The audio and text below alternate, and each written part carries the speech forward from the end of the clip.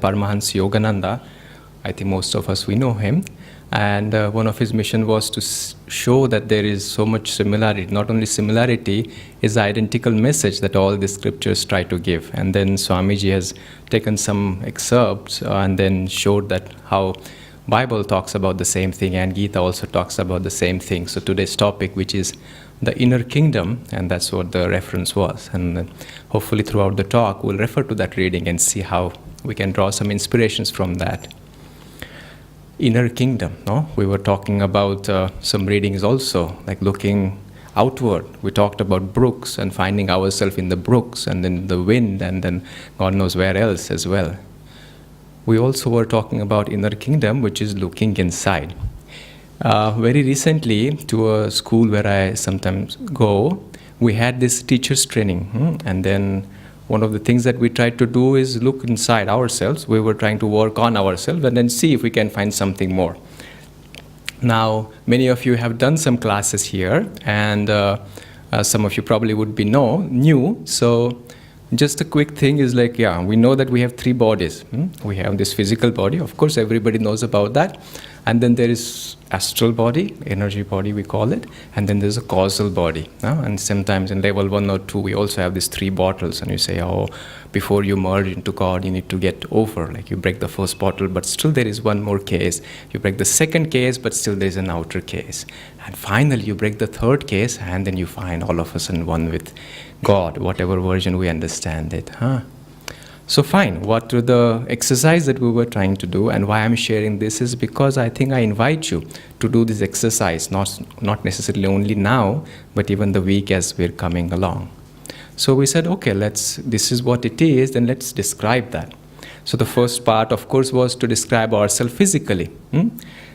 How do we describe ourselves physically? If I ask any one of you, without any preparation, to come here and then start, describe yourself, I don't think anybody will be, it won't be too difficult. Maybe some people will be shy, but the answer is very straightforward, no?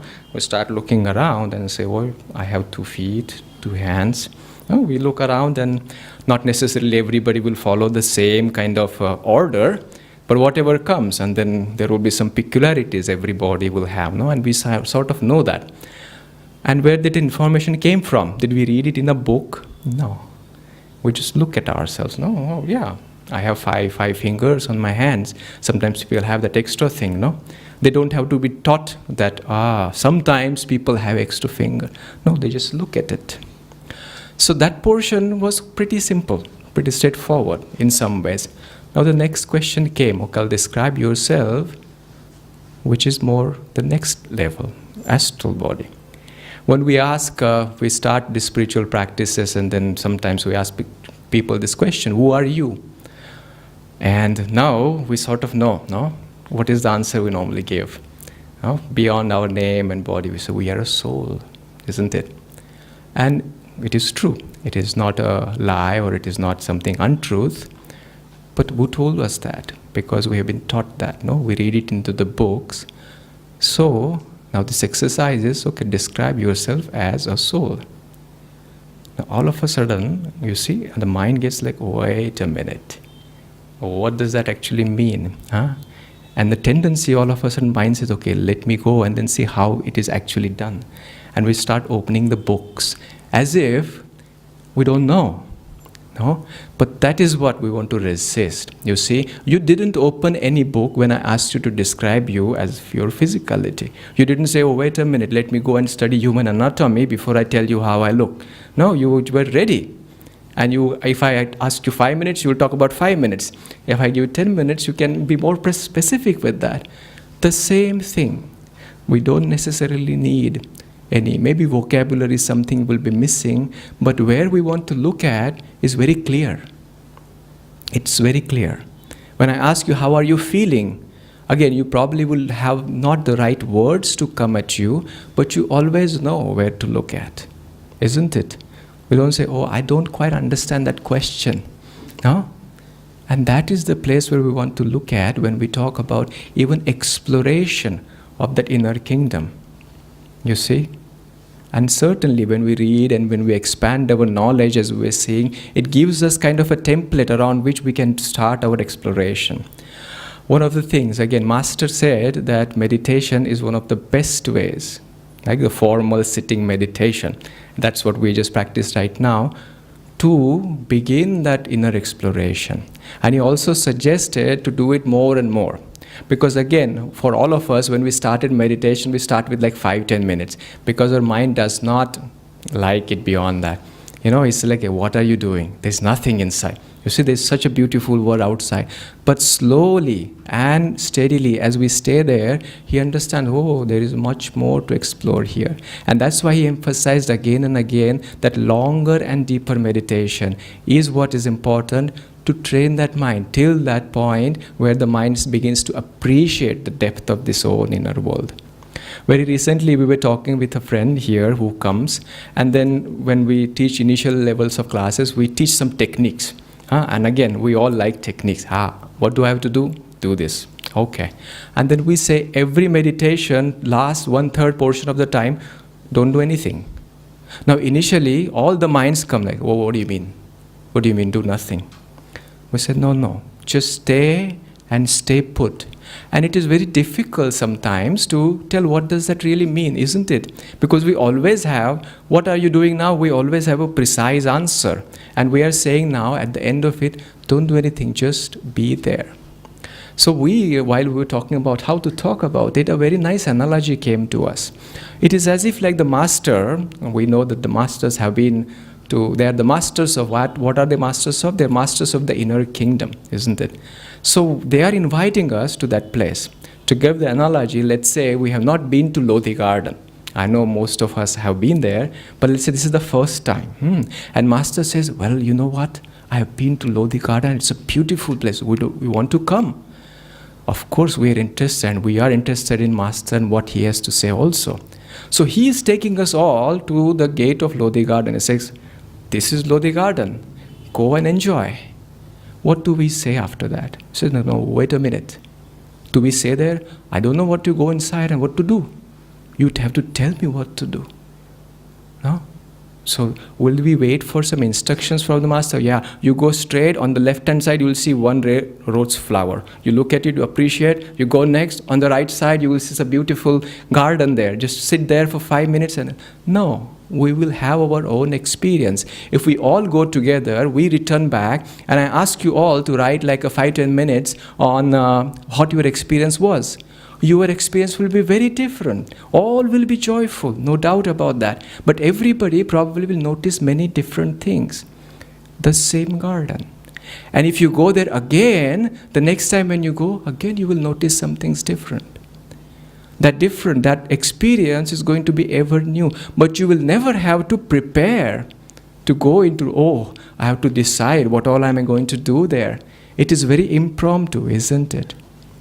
And that is what the last phase when we talk about meditation, we practice all these techniques because our mind habitually has a tendency to go outside. Why is it so easy for us to describe this physical body, and when it comes to inner reality, we are sort of short of words? No, I am done. I think that's all I know. Well, the masters have said that inner world is much larger, much, much larger than the outward world. And that is what the invitation is. Not really to say that what we are doing is wrong, but why? What is it that brings us into this room? Is that some things we know that there is something there. What do we do for this physical body? We take good care of it, isn't it? We take at least a good shower every day, keep it clean, and we want to keep it healthy. We do a lot of exercises, and then want to keep it flexible. We do yoga postures and whatnot. And then we decorate it also at times. Like how many hairstyles are there? God, why? And then how many beauty options are there? Oh boy. There are huge industries out there. And clothing. Oh. We do all that thing. But then, to each one of you, I ask you the question, don't we know what is going to be the end of this body? Is there anyone here who doesn't know that this body at some point of time is going to be dissolved? When Buddha, as a young boy, first time went outside his kingdom, he saw an old man, then a sick man, and a dead man. This was the first time he saw something which was older than himself. I think his father and all those things were also in a very healthy body by then. But he was astounded. It is the same truth that we just shared. He said, like, what does that mean? I am here in this beautiful world. I'm enjoying this world in all its capacity. I'm having all these sensual experiences. The most beautiful wife I have a child. I'm going to be king of this kingdom, which is my father's. But eventually I'm going to inherit that. All this wealth, all this intelligence, all this power. To do what? At the end of it, if this is what I am going to end with, I'm going to become old, I'm going to become sick, and I'm going to die. What happened then? He realized, I don't want any of it then. He says, if this is perishable, what is it that is not? And he took that to heart. He said, like, he took to an extreme. He said, like, I don't want it. And then left in the search of which is imperishable. When we talk about inner kingdom, what we are looking for is something which is going to go with us. Even after 50 years, 100 years, 200 years. We are thinking, we are willing to water some things which is going to last, which is going to be with us. And that is what is Master telling us. The mind will appreciate or not, it's a different question. Just make an habit. And you will start feeling it more and more inside your heart. The reading was telling about how to do it. Arjuna was invited by Krishna again and again to be thou a yogi. What does the yogi do? Does he renounce the outer world completely and then go? We don't have to go and find Arjuna's biography. We have examples here, even at the Sangha, the leaders, who are very actively engaged in the world as they share the teaching, whatever the inspiration they do, all the worldly jobs, without any hesitation. If you look at them, there is nothing so-called formal yogi. Are we going to wear robes from tomorrow because we want to become? That's what Krishna told us. No, what he said, be a yogi and work with your energies. The energy which brings us down and out, that is an engagement to the world. It is not a bad thing. It is just that we know this is the time when I wish to engage into the world, and when I am done, I have a capacity to bring it out. I'm done. Now it is my time to nourish. Just the way I nourish my body, just the way I take care of this physical body on an everyday basis. I want to make sure that I nourish which is going to be lasting. Exploration of that inner world. When we begin meditation, what is it that makes us continue? Because we get glimpses of it. Even if it is a tiny, we don't know how to describe our inner world yet, but we know that there is a space inside us which is worth visiting again and again. And that is our doorway to that inner kingdom. It may look like a very tiny room at this moment, but the moment we enter that room, start spending time into that room, has the potential to open so many different vistas. Maybe that room will be endless. There might be more doors that may open up. Master said that once you start liking, appreciating that, when I say you are minds, there's no end to that. And then the same expression is what we affirm today. When you look at yourself outside, when we say like, why this is so out, there is an inner world and then there is outward world. How do I reconcile those two things? You see, that same reflection you see onto that mountain, a wind flowing through the mountain, a brook, a tree. One book I was reading recently where they say like, we also know this, when we are angry or any very strong negative emotion, and when we express, it is not as if it is the time we are anger. No? And the same thing, with that same concentration, with the same awareness, if you're looking at the beautiful tree, you are that beautiful tree. You are that beautiful fountain. You are that beautiful brook. And this becomes a beautiful way of living.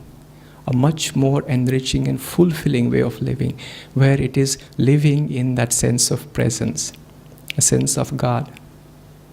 Be thou a yogi is a guidance Krishna has given to Arjuna, and we are all his disciples in that sense.